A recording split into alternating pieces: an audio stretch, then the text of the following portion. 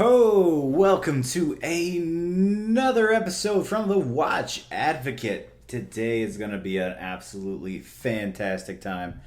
So sit back, relax, grab a nice glass of whiskey, maybe a little wine, and let's talk some watches.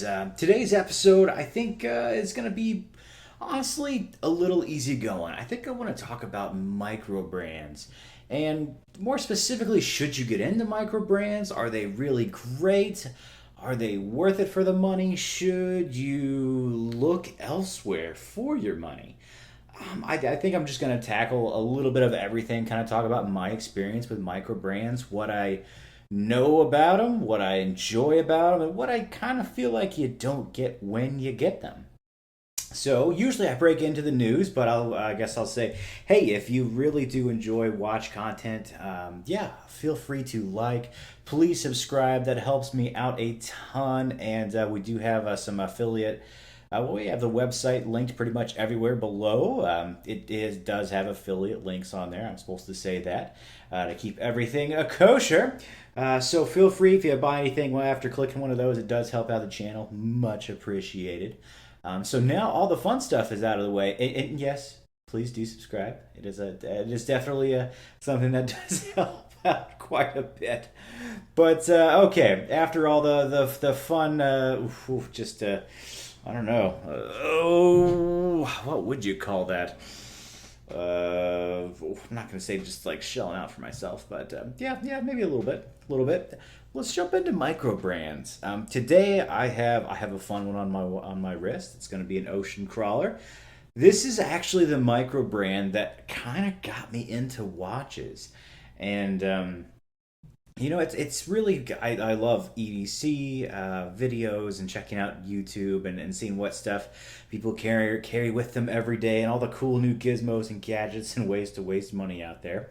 And I saw somebody on one of the channels, post about an ocean crawler watch, and it was just looked really really cool. It was one of the original, I think it was a Loom Rush, the first version, and I thought it was awesome. And I thought the second version was just truly awesome. And I said to myself, that's going to be the watch that I'm going to save up for. And it turned out not to be true. I ended up waiting a while and finally picking up my first mechanical watch. And for me, that was big. I've always been just a quartz fiend, essentially. G-Shocks or nothing. And the mechanical watch from Ocean Crawler, what got me into it was the fact that it was actually, one, very cool looking, had awesome loom, and they were very tough. So much so that they were basically little mechanical G-Shocks in themselves. Now, I think rating wise, they technically have maybe a little more than half of the resistance for shock, and a little more waterproofing than I think most G-Shocks on them. Just like any ocean crawler out there, they're fantastic dive watches. And that really drew me towards them because I thought that was so cool. I can have a mechanical watch that will take a beating, that will go through life with me. Now, I do not have a very crazy physical work environment, but what I do after work is usually fairly outdoorsy. Most of my stuff is it's going to be gym, it's going to be outside, it's going to be a little bit rough and tumble. There's usually water involved, especially if I'm fishing or just hitting up the beach. Look, the fact is that it was a tough watch, and I thought that was really awesome. I also heard the term thrown out a bunch when I was researching them that they were micro brands, and what that meant after just looking at tons of reviews and tons of just reading blogs and information. Basically, it seemed like you got the best bang for your buck. You could get, in this case, it's an American made watch, which is not really true, I'm pretty sure. Don't get me wrong, I'm not going to bash anyone or say anything bad, but I'm guessing most of the parts come from China. It's assembled in the United States, which is great, and from there, they're just sold. So it has a Swiss movement in it. I really did like that Swiss movement. I thought, man, this is my first Solita watch, and I was really, really pumped about it, and it seemed fairly smooth. And a decent power reserve on there, really cool loom, and just an awesome case. I absolutely love the look of ocean crawlers. They're very old school, And man, everything about it, I just thought this is a steal for $1,000 because everything I tried to research around, like you try to get that, most of it was $1,500, $2,000 to get some sort of regular brand to get that quality from it, which kind of shocked me. And I was like, well, this is a steal. Why not?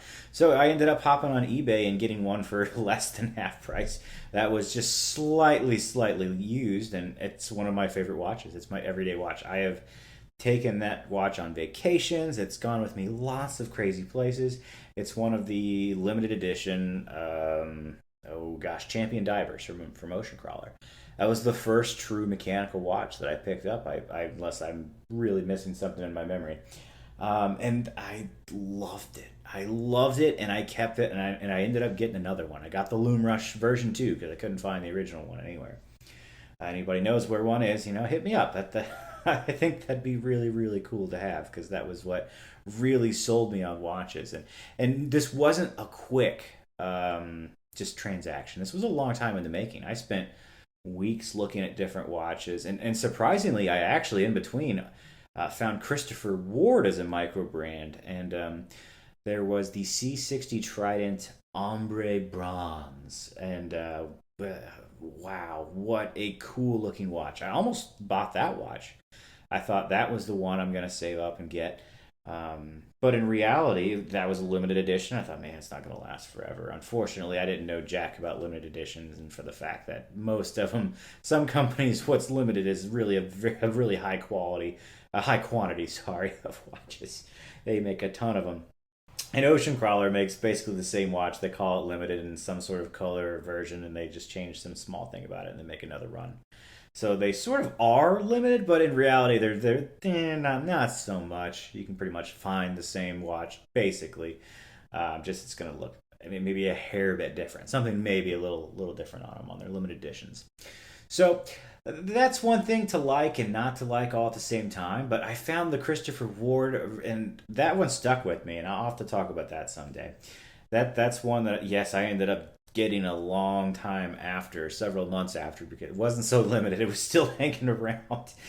And, man, gorgeous watch. Yet again, I had a Swiss movement. This one was made and Swiss made. I didn't know really what that meant, but it means 60% of the watch is made in Switzerland. So that's, or at least 60% of the value comes from Switzerland. I should say that. So, there's most likely Chinese parts in there as well, but that's fine.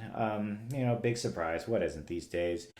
But that's a micro brand, and it's very well put together. Great bezel, really great finishing, good movements, and all for under $1,000. How cool is that? When you look at different competition that's out there with a brand name, for the most part, you're looking at spending at least double, more along the lines of 3 or 4 times the amount.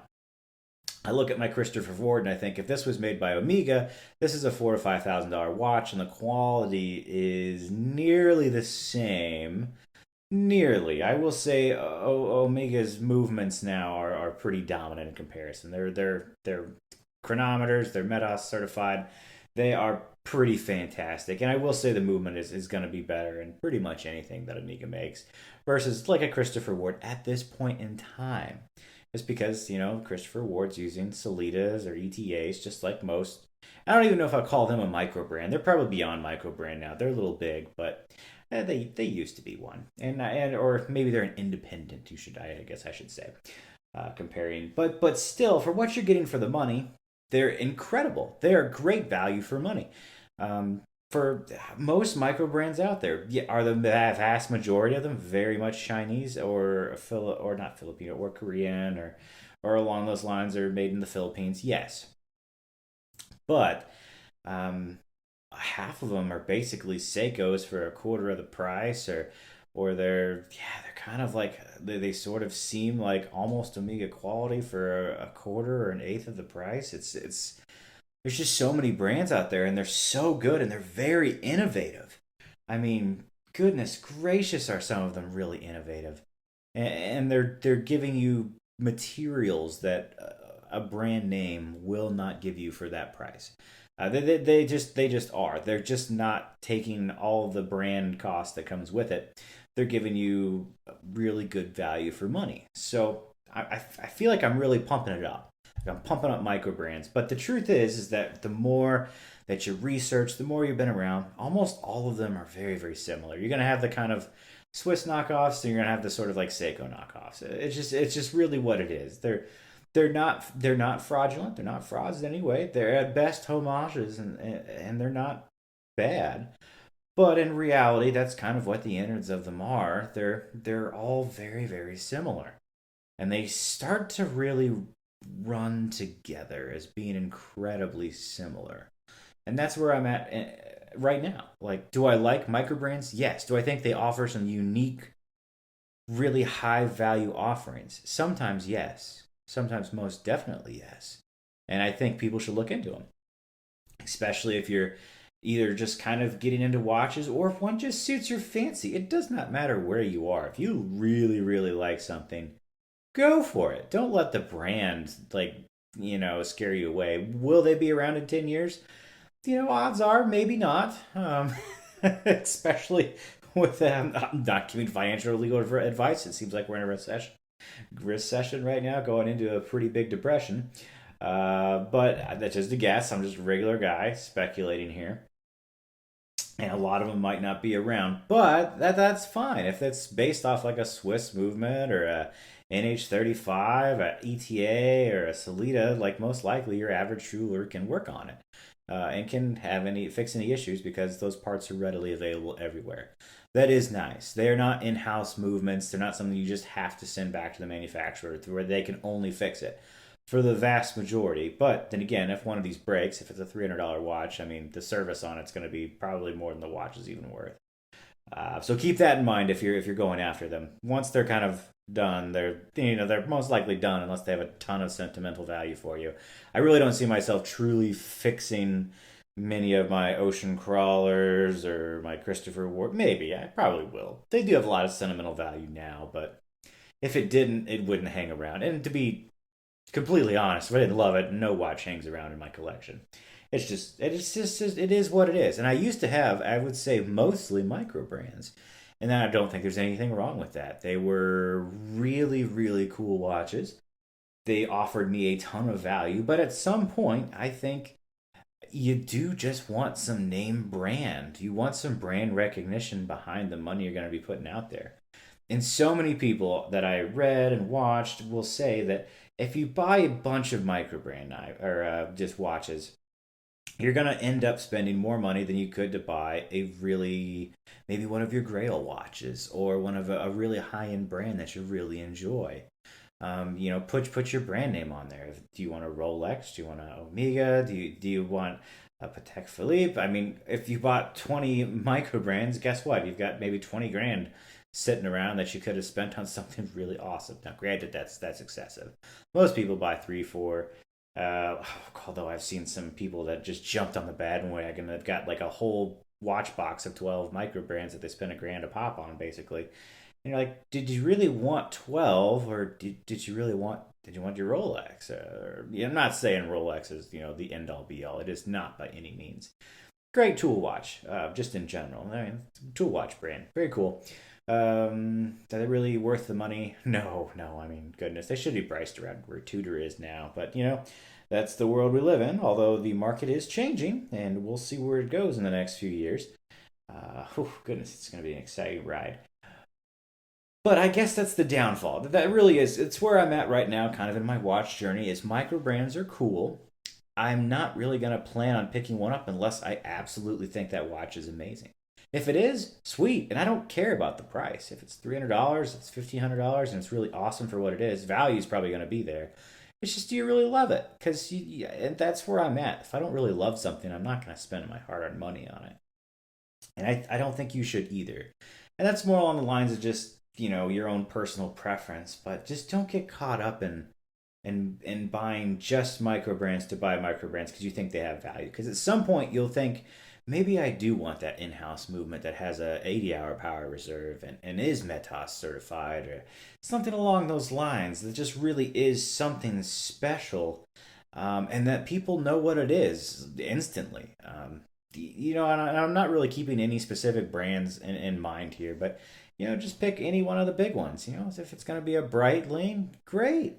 Save up for the Breitling. Don't pick up 4 microbrands. But then again, don't expect to sell your microbrand watches and make any money off of them either. For the most part, if you can make 50% off of what the list price is, you're actually doing really, really well. So I want to really keep that in mind. Even if you think there's a lot of hype around it, on the reality, look at the aftermarket. If you're thinking that you're not going to keep it around for long term, or the fact that you might sell it in the future, do not expect to get your money out of it. Buy it used. If you can buy it used for 50% off. Then when you're done with it, you have a used watch and you can sell it for what you got it for. Or somewhere around there, and at least you can think of it as, hey, I rented it for $100. That was worth it. Yeah, cool experience. Or maybe you'll make 100 off of it if you bought it at really, really good price on the used market. I know that's weird to think of buying a used watch, but when it comes to a microbrand, if you do not plan on keeping it long term, you are not going to make your money out of it unless you buy it used. And I will say, be weary of buying at full price, because every microbrand almost drops their watches and they put it like a 20 or 30% off drop price. And if you get it right when it comes out or right before it comes out, you pre-order, you'll get 20 or 30% off right off the top right there. But if you're coming in later, you're probably going to be paying the surcharge for it. And it's going to be kind of unfortunate for you as a buyer, and that's why I'm saying you could probably find it aftermarket for quite a bit less. And if you do find it for quite a bit less, that's most likely why. It's because there are huge discounts up front on almost every micro brand. Some exceptions out there. Some are so hot that they'll sell out in a few minutes no matter what they drop, and those don't come at a discount. But that's kind of rare these days. So keep that in mind, especially when you are searching for them. You should be able to find most of those brands out there that are they're about half off. And if you don't, then maybe wait a little bit, or really look around on a Facebook group or eBay, see what things are really going for. I just don't want people to fool themselves thinking, ooh, I'll spend I'll buy 5 nice microbrands that I like, and when I'm done with them, I'm gonna sell them. I'm gonna go get that nice, that nice, really in-house brand name watch. And then they go to sell their watches, or they go to bring them to a dealer, and the dealer basically says, guys, this is almost worthless, you might as well just keep it. Or you try to sell it on eBay or something, and you realize, oh man, I'm at most going to make 50% of what I paid for it. Those are harsh realities I don't want you to run into on your own. So that's why I'm putting this out there, to kind of let people know a little bit more about the microbrand game. Now, I guess I don't want to run in circles. That's really all I had to say. For the most part, they're great. I love them. I love all watches. I don't really care about the brand that much, but if you do want brand recognition, you just want it. Don't go and spend your hard-earned dollars on 5 watches that are okay, that are cool, when you could save up a little bit and buy that one that's awesome, and not take a loss on the way there to get the one that you really, really want. So yeah, that's my thought on microbrands. They are fantastic. You really do get value for the money. Not gonna lie, it's great. I love my microbrands. Right now, I have Ocean Crawler, and I'm gonna call Christopher Ward a microbrand, even though they're probably more like an independent.